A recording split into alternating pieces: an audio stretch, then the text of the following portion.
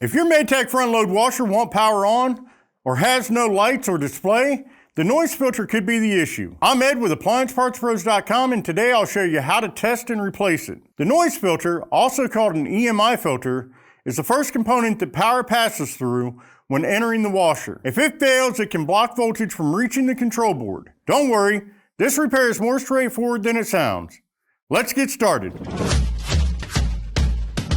With over 2 million products in stock and the know-how to help you do it yourself, we are AppliancePartsPros.com.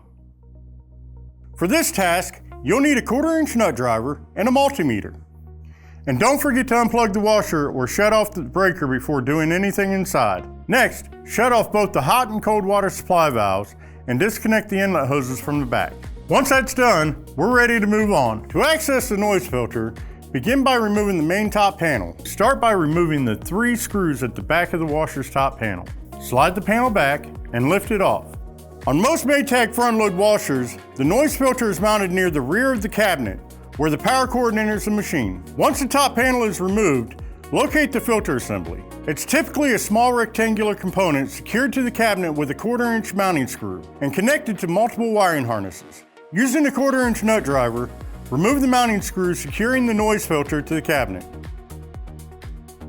After the screw is removed, carefully pull the filter away from the mounting surface to access the wiring connections.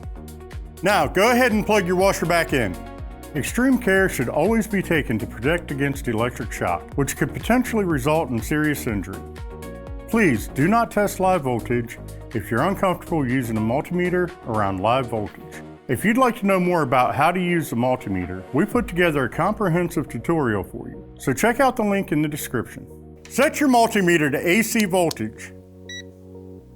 First, place your meter probes on the incoming line terminals of the noise filter where the power cord connects. You should measure approximately 120 volts AC. If no voltage is present at the input terminals, verify the outlet and power cord before proceeding. Next, carefully move your probes to the outgoing terminals of the noise filter that supply power to the washer's main control board.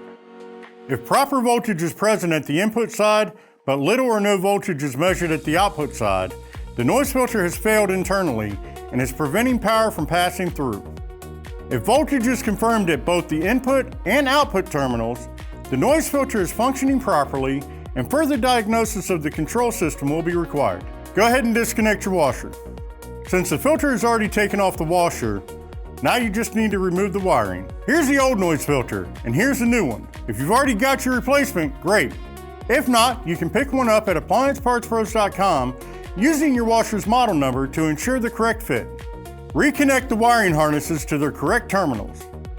Make sure each connection is fully seated and secure. Position the new noise filter in the mounting location and secure it with the original screw. Finally, reinstall the main top by sliding it into place from the rear and securing it with the mounting screws. Restore power. If the washer was previously unresponsive or experiencing electrical irregularities, verify proper operation by powering the unit on and running a short cycle to confirm normal function. Great job tackling that noise filter replacement on your Maytag washer. Your machine should now operate smoothly without those electrical issues or irregular behavior. If you need any parts, just grab your model number and visit AppliancePartsPros.com. Most orders arrive in just a few days. We'd love to hear how your repair went, so feel free to share your experience in the comments below. Thanks for trusting us with your repair journey, and we'll see you next time.